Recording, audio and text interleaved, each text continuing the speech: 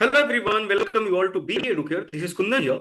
तो इस सेशन में हम लोग डिस्कस करने वाले हैं अपने एमबीए सीटी 2025 एग्जाम के लॉजिकल रीजनिंग सेक्शन के स्लॉट वन के पेपर को। और ये हमारा इस सीरीज का पार्ट टू वीडियो है। पार्ट वन वीडियो ऑलरेडी हमारा आ चुका है, तो अगर आपने अभी तक पार्ट वन वीडियो नहीं देखा है तो इस वीडियो के डिस्क्रिप्शन बॉक्स में पार्ट वन का लिंक दे दिया जाएगा, आप वहां पर जाकर देख सकते हैं। Okay, so let's start. हमारा जो फर्स्ट क्वेश्चन है वो ब्लड रिलेशन से रिलेटेड है। यहां पर क्वेश्चन बोल रहा है, six male friends A B C D E and F are married to R S U V T and W and not necessary is same order. Following facts are additionally known about them. Okay, तो यहां पर हमें six mail दिया गया है और six female, उनको हम साइड में यहां पर नोट डाउन कर लेते हैं। ठीक है, देखो मेल का जो नाम है वो है A B C D E F. A B C D E and F. और जो फीमेल हैं उनका नाम है आर एस। मैं क्रोनोलॉजी ऑर्डर में यहां पर लिख देता हूं, R S T U V W. Okay, अब हमें एक्स्ट्रा कुछ पॉइंट दिया गया है। बोला जा रहा है R and S are a sister, neither R nor T are wife of C. W is wife of E. V is wife of B. D is not married to R, S और T. Then हमसे question पूछा जा रहा है who is a wife. ठीक है, तो इस क्वेश्चन को हम कैसे सॉल्व करेंगे? सबसे पहले मैं यहां पर कुछ सिंबल बता देता हूं ताकि आगे आपको तकलीफ ना हो। जब भी मेल होंगे उसके लिए मैं यूज करूंगा स्क्वायर, फीमेल के लिए मैं यूज करूंगा सर्कल।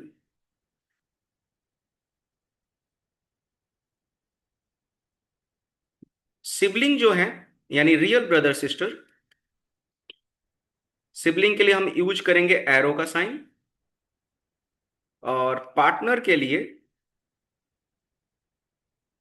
पार्टनर यानी कपल के लिए हम यूज करेंगे दोनों कपल को ज्वाइंट करके दो डॉट। तो ये हस्बैंड वाइफ का साइन है। ठीक है, अब यहां पर हमें जो पॉइंट दिया गया है उस पॉइंट को सॉल्व करते हैं। पहला पॉइंट है R and S are a sister. ठीक है, तो ए हमारा मेल है, इसको मैंने स्क्वायर बना दिया। और ए की सिस्टर का नाम है आर एंड एस, तो ये एरो का साइन क्या है? सिबलिंग का साइन है। सो आर उसकी सिस्टर है, फीमेल है, और एस भी सिस्टर है। ठीक है, चलो second point, neither R not T R wife of C. इस पॉइंट को हम लोग अभी फिलहाल स्किप करेंगे, जो कंफर्म पॉइंट है उसको हम लोग सॉल्व करते हैं। थर्ड पॉइंट लेते हैं, W is wife of E. W जो है ये वाइफ है किसकी? ई की।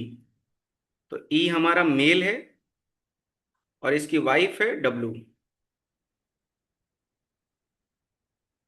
जो भी हमें कंफर्म कपल मिलेंगे हम यहां पर कट करते जाएंगे। ठीक है, तो ई हो चुका है और ई की शादी किसके साथ हुई है? डब्ल्यू के साथ हुई है। उसके बाद नेक्स्ट पॉइंट है V is wife of B. B की शादी हुई है वी के साथ। ठीक है, तो बी गया और वी गया। उसके बाद यहां पर बोला जा रहा है D is not married to R S और टी। देखो हमारे पास टोटल फीमेल कितनी बची है? चार। और इसमें से आर एस और टी का शादी डी के साथ नहीं हो रहा है, तो डी का शादी किसके साथ होगा? यू के साथ होगा। सो डी का शादी हो गया यू के साथ।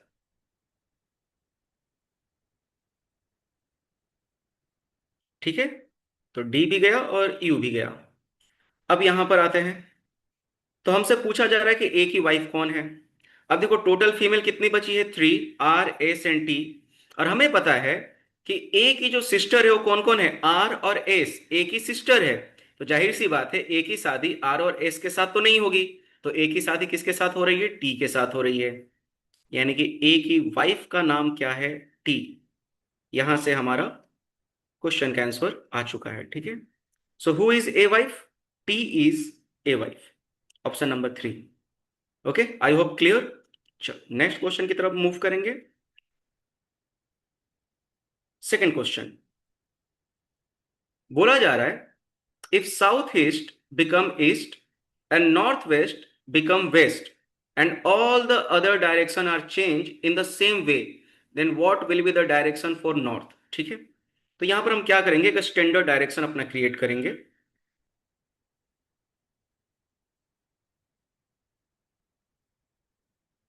आप जिस भी डायरेक्शन में खड़े हो या बैठे हो, आपके सामने हमेशा क्या रहता है, नॉर्थ। आपका जो बैक है हमेशा क्या होता है, साउथ। आपका राइट हैंड होता है ईस्ट और लेफ्ट हैंड होता है वेस्ट। ठीक है,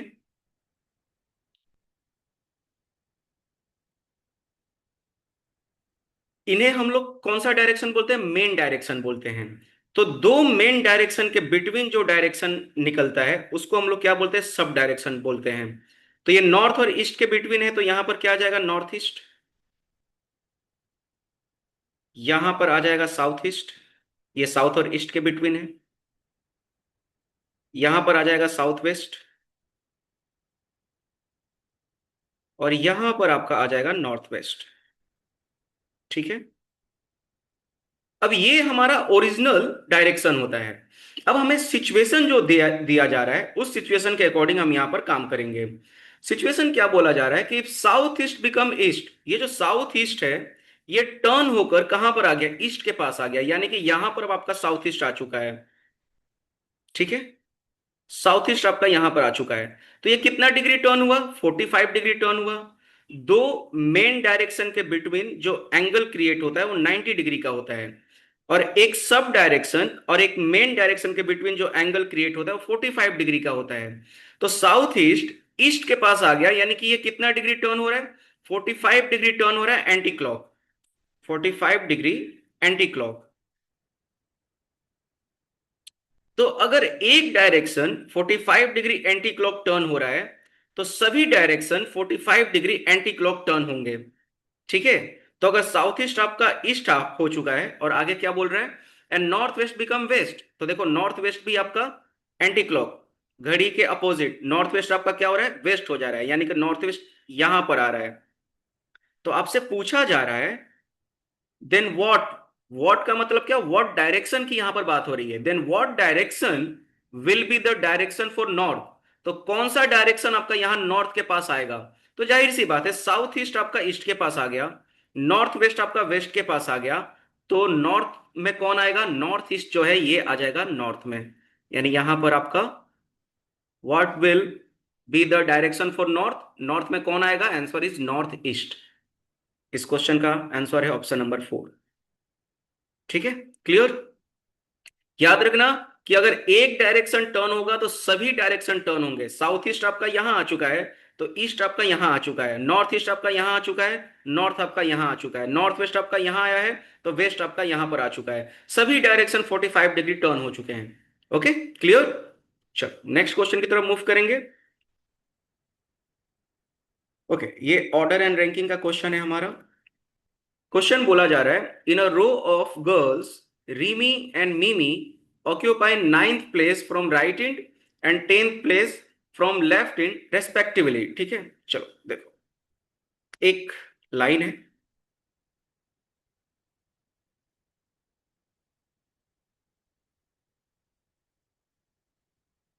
इस पॉइंट को हम लोग क्या बोलते हैं, लेफ्ट एंड, क्योंकि ये लेफ्ट का क्या है, एंड है। और इस पॉइंट को हम लोग बोलते हैं राइट एंड। ठीक है, अब यहां पर हमें जो इंफॉर्मेशन दिया जा रहा है, क्या बोला जा रहा है, पहले रिमी के बारे में बात करते हैं। Rimi occupy ninth place from right and. So right and से लेट एज्यूम कि यहां पर रिमी है, और ये राइट एंड से कितने पर है, नाइन्थ पर है। ठीक है, ninth place from the right and, ये कौन है, रिमी। और मिमी के बारे में क्या बोला जा रहा है, Mimi tenth place from left end. So यहां पर मिमी है, और ये लेफ्ट एंड से कहां पर है, टेंथ प्लेस पर है। ठीक है, लेफ्ट एंड से ये टेंथ है, और ये राइट एंड से नाइन्थ पर है।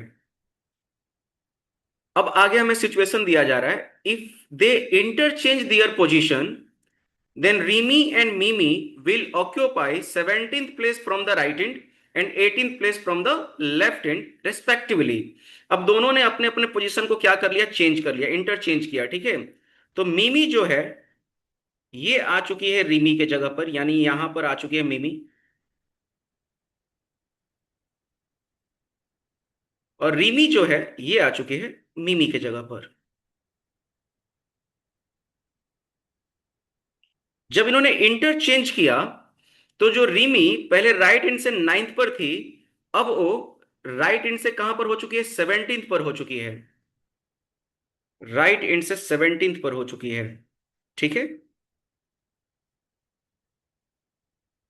और आपकी मिमी जो है ये लेफ्ट हैंड से 18th पर हो चुकी है। पहले ये लेफ्ट हैंड से कहां पर थी, 10 पर थी। अब ये लेफ्ट हैंड से 18th पर हो चुकी है। तो आपसे क्वेश्चन क्या पूछा जा रहा है? तो आपसे क्वेश्चन पूछा जा रहा है, how many girls are there overall in all the given row. इस रो में टोटल कितनी गर्ल्स है? टोटल गर्ल्स निकालने के लिए हमें क्या चाहिए? टोटल गर्ल्स निकालने के लिए हमें एक ही पर्सन का रैंक लेफ्ट हैंड से चाहिए और उसी पर्सन का रैंक राइट हैंड से चाहिए, और -1। ठीक है। क्योंकि हम यहां पर एक ही पर्सन को दो बार काउंट कर रहे हैं। Rank of a person from left hand plus rank of a same person from right hand -1। क्योंकि हम एक ही पर्सन को दो बार काउंट कर रहे हैं, इसलिए यहां पर क्या करते हैं, -1 करते हैं। तो यहां पर या तो रिमी का डेटा ले लो या मिमी का डेटा ले लो, आपके ऊपर है, कोई भी डेटा लोगे आंसर आ जाएगा। अगर हम रिमी की बात करें तो रिमी राइट हैंड से 17 है, बट लेफ्ट हैंड से ये कितने पर है? तो देखो, रिमी जो है मिमी के जगह पर आई है। अगर मिमी पहले लेफ्ट हैंड से 10 पर थी, तो इसका मतलब क्या हुआ, रिमी भी हमारा लेफ्ट हैंड से कितने पर होगी, 10th पर ही होगी। तो रिमी का हम यहां पर डेटा ले रहे हैं, तो रिमी का रैंक लेफ्ट हैंड से कितना है, लेफ्ट हैंड से 10 है, राइट हैंड से कितना है, 17 है, और -1। सो 10 plus 17, 27, -1, 27 -1, your answer is 26। Clear? 26, option number 3। तो टोटल नंबर ऑफ पर्सन निकालने का हमारा जो फॉर्मूला है वो क्या है, rank of a person from left hand plus rank of a same person from right hand -1। Clear? चलो नेक्स्ट क्वेश्चन। ओके, ये मिसलेनियस क्वेश्चन है। भाई बोलोगे लॉजिकल रीजनिंग के अंदर ये डेटा, मैथ का डेटा क्यों आ रहा है? तो हाँ, एमबीए सीईटी के लॉजिकल रीजनिंग में कुछ कुछ क्वेश्चन पॉइंट से भी पूछे जाते हैं। ठीक है। चलो देखते हैं क्वेश्चन क्या बोला जा रहा है। क्वेश्चन बोल रहा है, Nina purchase 2 orange, 3 bananas and 4 apple which cost her ₹15। ठीक है, मैं यहां पर शॉर्टकट में लिख रहा हूं कि उसने 2 ऑरेंज परचेज किया। ठीक है। 3 बनाना परचेज किया और 4 एप्पल परचेज किया, जिसकी कॉस्टिंग उसको कितनी पड़ी, ₹15। ठीक है।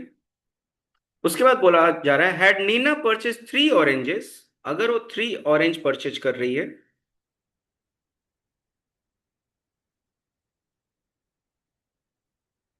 2 बनानास और 1 एप्पल, देन उसकी कॉस्टिंग हो रही है ₹10। तो आपसे क्वेश्चन पूछा जा रहा है, इफ नीना बॉट 3 ऑरेंज। ठीक है, ऑरेंज को मैं अभी ओ से लिख रहा हूं, या पूरा लिख देता हूं, नहीं तो 30 समझ लोगे। सो 3 ऑरेंज प्लस 3 बनाना प्लस 3 एप्पल, तो इसकी कॉस्टिंग क्या होगी ये आपको बताना है। ठीक है। अब देखो यहां पर हमें वैल्यू को क्या करना पड़ेगा, एज्यूम करना पड़ेगा कि एक ऑरेंज कितने का, एक बनाना कितने का और एक एप्पल कितने का। ये एजम्पशन वाला क्वेश्चन है। ठीक है। तो एज्यूम करते हैं, हमें यहां पर 15 लाना है। तो अगर मैं एप्पल को ₹2, एक एप्पल ₹2 का लेता हूं, तो ये कितना हो जाएगा, 4 2 8। अगर एक बनाना ₹1 का ले रहा हूं तो 3 1 3। और एक ऑरेंज ₹1 का ले रहा हूं तो 2 1 2। 8 प्लस 3 11 प्लस 2 13, ऐसे तो नहीं हो रहा है। ओके। दूसरा यहां पर डेटा सोचना पड़ेगा।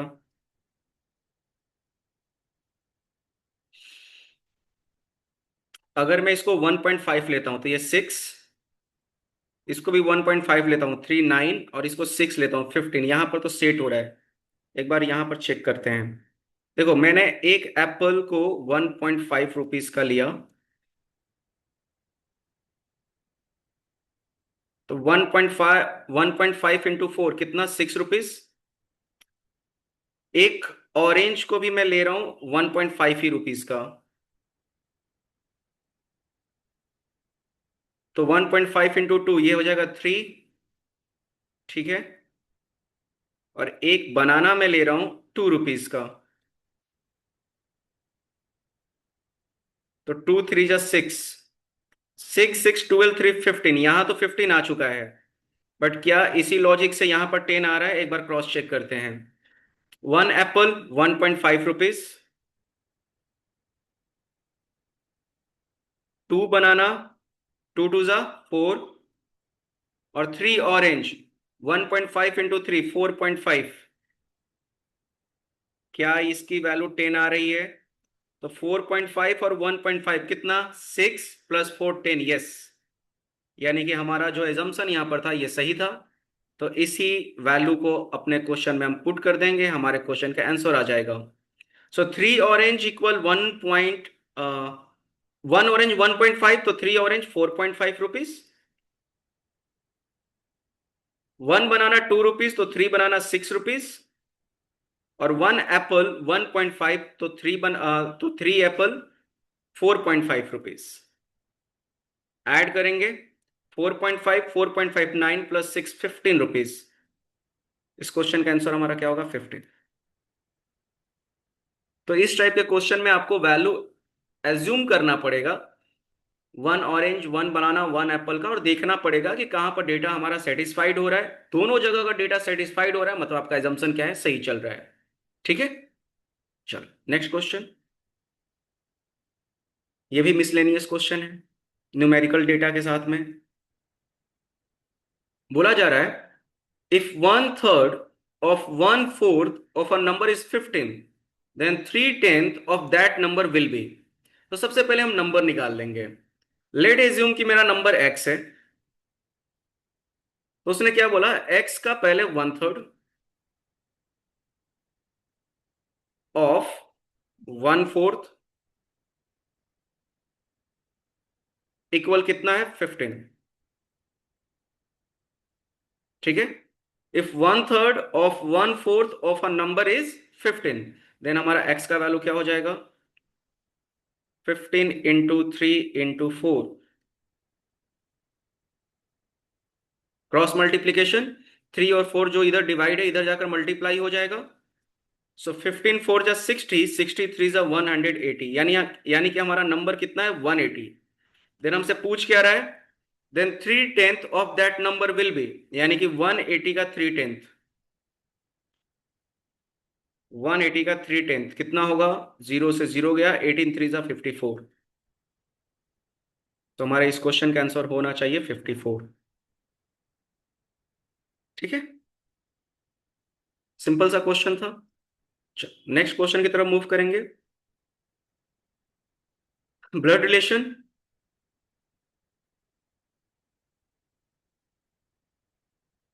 यहां पर आपसे बोला जा रहा है, P Q R S T and U are 6 member of a family. R is not the mother of Q, but Q is the son of R. Okay. R is not the mother of Q, but Q is the son of R. Q जो है वो सन है किसका, are का। सन है यानी mail है। मैंने फर्स्ट क्वेश्चन में ही मेल फीमेल बताया था, आई होप आपको ध्यान होगा। ठीक है। So R is not the mother of Q, but Q is the son of R. Q son है आर का, बट आर उसकी मम्मी नहीं है। अगर आर मदर नहीं है तो कौन है, फादर है। तो यहां से आर का जेंडर हमें पता चल गया। नेक्स्ट बोला जा रहा है, P and R are married couple. P और आर मैरिड कपल है, तो आर अगर मेल है तो पी फीमेल। ठीक है, ये इसका बेटा है। आगे बोला जा रहा है, T is the brother of R. R का एक ब्रदर है। ब्रदर है यानी मेल है। ये साइन हमारा सिबलिंग का होता है और ये साइन हमारा पार्टनर का होता है, ठीक है। T is the brother of R. आगे बोला जा रहा है U is the brother of Q. U जो है ये ब्रदर है किसका, क्यू का। ब्रदर है यानी मेल है। U is the brother of Q. आगे बोला जा रहा है S is the daughter of P. इनकी एक सिस्टर भी है। S is the daughter of P. अगर पी की डॉटर है इसका मतलब क्यू और यू की कौन है, सिस्टर है। देन हम आपसे क्वेश्चन पूछा जा रहा है in this case T is related to S as being. देखो, आपको क्वेश्चन में जो भी पहले पूछा जाएगा उसको हम लोग क्या बोलते हैं, फर्स्ट पर्सन बोलते हैं, ठीक है। तो आपको बताना होता है कि फर्स्ट पर्सन कौन है, किसका, सेकंड पर्सन का। तो आपसे पूछा जा रहा है बेसिकली कि टी कौन है, किसका, एस का। तो टी कौन है, एस का। एस के फादर का भाई है। यानी कि फादर का भाई कौन होता है, अंकल होता है। सो एस अंकल। ठीक है। इस क्वेश्चन का हमारा answer option one. Clear. Next question की तरफ मूव करेंगे। डेटा सफिशियंसी से क्वेश्चन है। बोला जा रहा है in the following question below, three statements 1, 2 and 3 are given. You are required to find out which of the given statement is are sufficient to answer the question. ठीक है। आपको question पूछा जा रहा है how old was Arno on October 30 2018। Arno 30 अक्टूबर 2018 को कितने साल का हो जाएगा। इस क्वेश्चन के आंसर के लिए हमें कितने स्टेटमेंट की जरूरत है। पहला बोला जा रहा है Arno is 6 year older than his sister Ananya. ठीक है। तो अनन्या का जो एज है, ठीक है। अब अनन्या का एज तो हमें पता नहीं है, बट अनन्या के एज में अगर +6 करेंगे तो हमें क्या मिल जाएगा, हमें मिल जाएगा अर्नो का एज। तो स्टेटमेंट वन से तो हमारा आंसर नहीं आया। अब स्टेटमेंट टू लेते हैं। अनन्या के बारे में बोला जा रहा है कि Ananya is 29 year younger than her mother Deepali. यह स्टेटमेंट वन था। स्टेटमेंट टू पर चलते हैं। स्टेटमेंट टू क्या बोल रहा है कि Ananya is 29 year younger than her mother Deepali. ठीक है। तो दीपाली वो उनकी मम्मी है। दीपाली का एज जो भी है, दीपाली के एज में अगर हम -29 करेंगे तो हमें क्या मिलेगा, अनन्या का एज मिलेगा। ठीक है। अनन्या। यानी कि स्टेटमेंट टू से भी हमारा अर्नो कितने साल का है पता नहीं चल रहा है। अब स्टेटमेंट थ्री लेते हैं।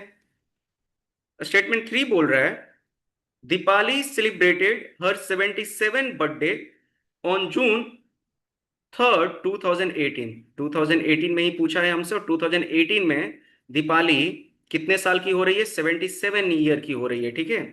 2018 में दीपाली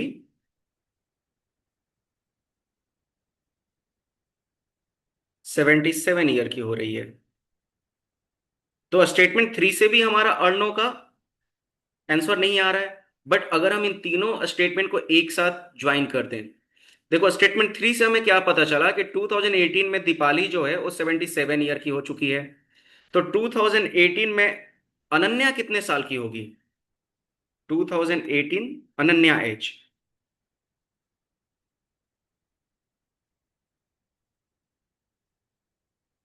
अनन्या एज। तो अनन्या की मॉम यानी दीपाली जितने साल की है उससे 29 ईयर छोटी है कौन, अनन्या। तो यहां से अनन्या का एज आ गया। 17 से 9 गया हमारा 8, ये 6 हो चुका है। 6 से 2 गया 4। यानी कि अनन्या 48 ईयर की है 2018 में, बराबर। अब यहां से हम स्टेटमेंट थ्री से हमारा स्टेटमेंट टू का आंसर आया, अनन्या का एज आ गया कितना, 48 ईयर।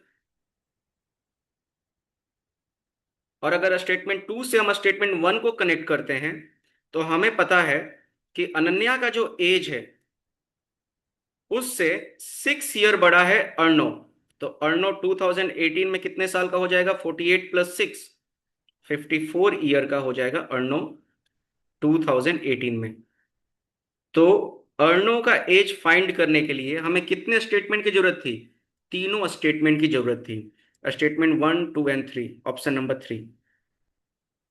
ठीक है। स्टेटमेंट 1 से हमें यह पता चला कि अर्नो 6 ईयर बड़ा है अनन्या से। अब अनन्या का एज तो हमें पता ही नहीं है। स्टेटमेंट 2 से हमें अनन्या का एज का क्लू मिल रहा है कि अनन्या जो है अपनी मॉम दीपाली से 29 ईयर छोटी है। और स्टेटमेंट 3 से हमें दीपाली का एज पता चल रहा है कि दीपाली 2018 में 77 ईयर की हो रही है। तो स्टेटमेंट 3 से हमें स्टेटमेंट 2 यानी अनन्या का एज पता चल रहा है, और स्टेटमेंट 2 से हमारा स्टेटमेंट 1 यानी अर्नो का एज पता चल रहा है। तो यहां पर हमें तीनों स्टेटमेंट की जरूरत है। तो आई होप ये क्वेश्चन क्लियर होगा आपको। ठीक है, चलो नेक्स्ट क्वेश्चन की तरफ मूव करेंगे। Question number 8।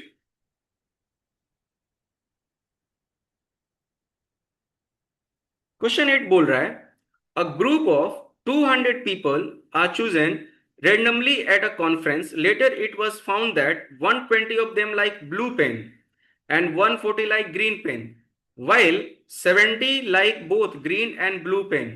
Determine the number of people thus chosen who do not like neither green nor blue pen. ये वेन डायग्राम से रिलेटेड क्वेश्चन है।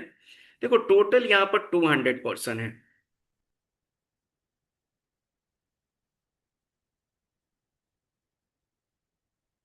ठीक है। ब्लू लाइक करने वाले कितने जन है? 120। ग्रीन लाइक करने वाले 140।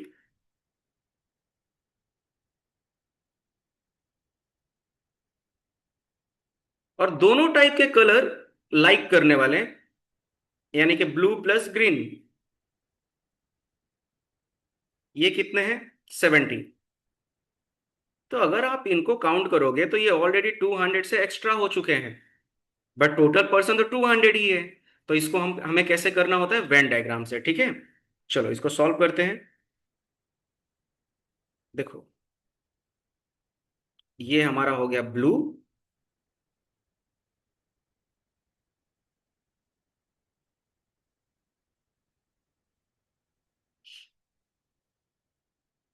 ये हमारा हो जाएगा ग्रीन,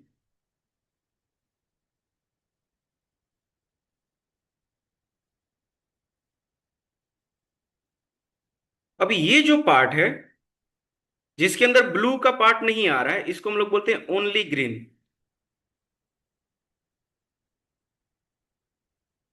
ठीक है, उसी तरीके से ये वाला जो पार्ट है जिसके अंदर ग्रीन नहीं आ रहा है इसको हम लोग बोलेंगे ओनली ब्लू। और जो दोनों के बीच में है वो हमारा क्या हो जाएगा? Both, blue plus green. तो ये हो जाएगा ब्लू प्लस ग्रीन। तो इसमें हम डेटा को कैसे पुट करते हैं? सबसे पहले जो दोनों में कॉमन है उसे हम पुट करेंगे। तो ब्लू प्लस ग्रीन दोनों टाइप के कलर को लाइक करने वाले कितने लोग हैं? 70% है। ठीक है, अब ब्लू लाइक करने वाले कितने पर्सन हैं? ब्लू लाइक करने वाले टोटल 120% है, यानी कि जो ब्लू वाला सर्कल है इसमें 120% होने चाहिए।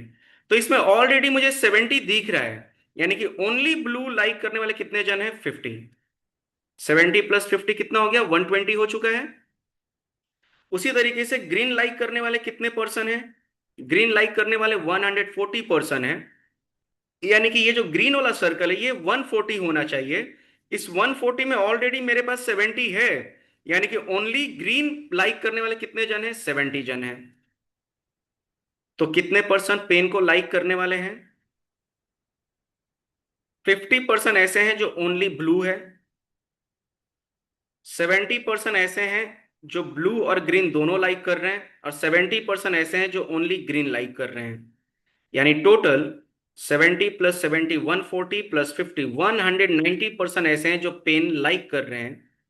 तो लाइक नहीं करने वाले कितने पर्सन होंगे? टोटल पर्सन 200, उसमें से 190% ब्लू पेन या ग्रीन पेन लाइक करने वाले हैं। तो कितने पर्सन पेन लाइक नहीं कर रहे हैं? Answer is 10। ठीक है, ऑप्शन नंबर 4। तो जब भी वेन डायग्राम आए, जो दोनों में कॉमन है उसे हम पहले पुट करेंगे, फिर हम ओनली ब्लू ओनली ग्रीन निकालेंगे, देन सबको ऐड कर देंगे। तो 190% लाइक करने वाले थे, 10% ऐसे थे जो पेन को लाइक नहीं कर रहे। क्लियर? चलो, question number 9,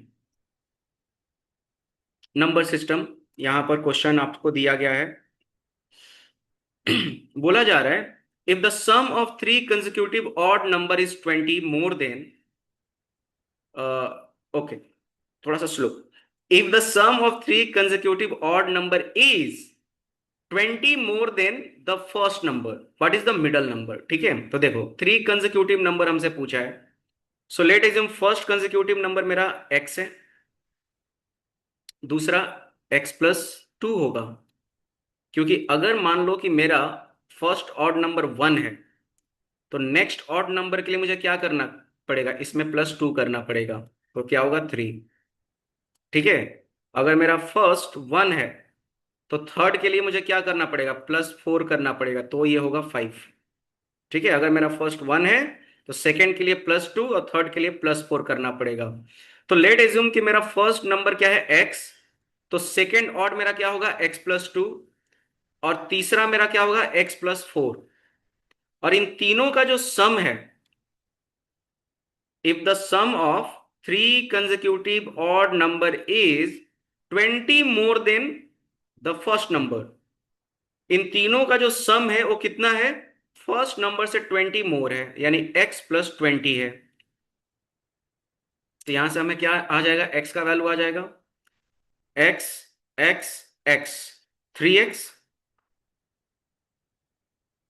+2 + 4 6 equal x+20। x को एक तरफ करेंगे, न्यूमेरिकल वैल्यू को एक तरफ करेंगे, तो 3x, ये x इधर आएगा माइनस होगा, ये 6 उधर जाएगा माइनस होगा, 20 - 6, तो 3x - x आपका 2x इक्वल 20 - 6 14।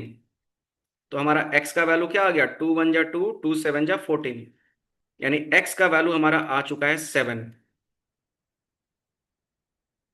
तो हमसे क्वेश्चन क्या पूछा है, हमसे क्वेश्चन पूछा है what is the middle number. Middle number यानी मिडल नंबर हमारा कौन सा है, ये है। ठीक है, x+2। सो मिडल नंबर के लिए हम क्या करेंगे, मिडल नंबर x+2, x का वैल्यू हमारा कितना है, 7 + 2, यानी मिडल नंबर हमारा क्या है, 9। तो इस क्वेश्चन का आंसर होगा 9, ऑप्शन नंबर 5। ठीक है, और इस सेशन का हमारा लास्ट क्वेश्चन है क्लॉक से। क्वेश्चन बोला जा रहा है, at 3 o'clock if hour hand of an ordinary clock point towards west, then determine that in which direction will the minute hand point at 7:45 p.m. of the same clock. Okay, चलो देखो एक clock है,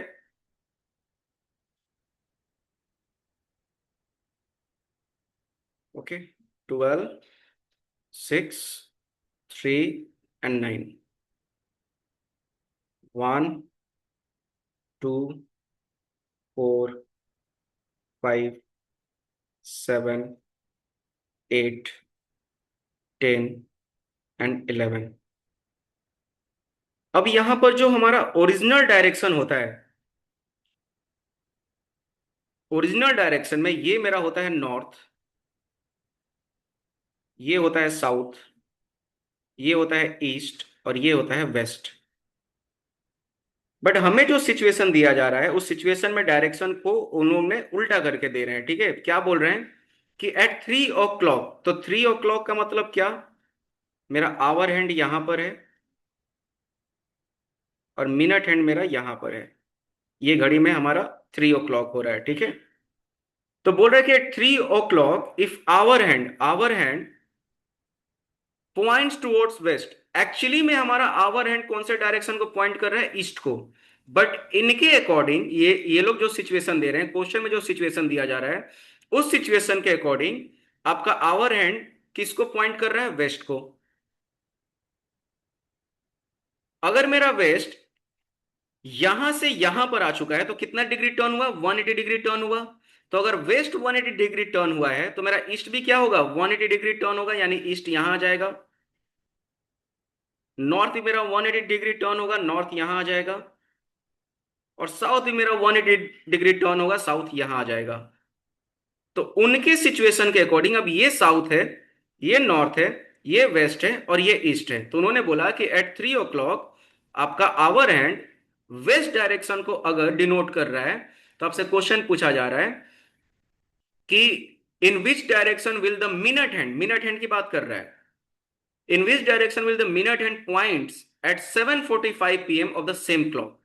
तो आपका 7:45 में minute hand कौन से direction को डिनोट करेगा, ठीक है? तो 7:45 बना रहा हूं। 7:45 का मतलब क्या? मेरा मिनट हैंड यहां पर है और आवर हैंड मेरा 7 और 8 से बिटवीन से थोड़ा सा ऊपर 8 के नियरेस्ट आया है। ठीक है, ये मेरे घड़ी में क्या हो रहा है? 7:45 हो रहा है। एग्जैक्टली अभी 8 नहीं हुआ है, 7:45 हो रहा है। तो 7:45 में जो मिनट हैंड है, ये कौन से डायरेक्शन को डिनोट कर रहा है? मिनट हैंड हमारा ईस्ट डायरेक्शन को डिनोट कर रहा है। तो इस क्वेश्चन का आंसर होगा ईस्ट। ठीक है, ऑप्शन नंबर 2। तो आई होप आपको इस सेशन के टोटल 10 क्वेश्चन समझ में आए होंगे। ये हमारा MBACD 2025 स्लॉट 1 में आए हुए क्वेश्चन है और ये पार्ट 2 हमारा क्वेश्चन था। ठीक है, अगर आपको वीडियो अच्छी लगी हो, प्लीज वीडियो को लाइक करें, अपने दोस्तों के साथ शेयर करें। नेक्स्ट अपडेट के लिए हमारे चैनल को सब्सक्राइब करें। सो थैंक यू एवरीवन, मिलते हैं नेक्स्ट सेशन में, तब तक के लिए बाय बाय, टेक केयर।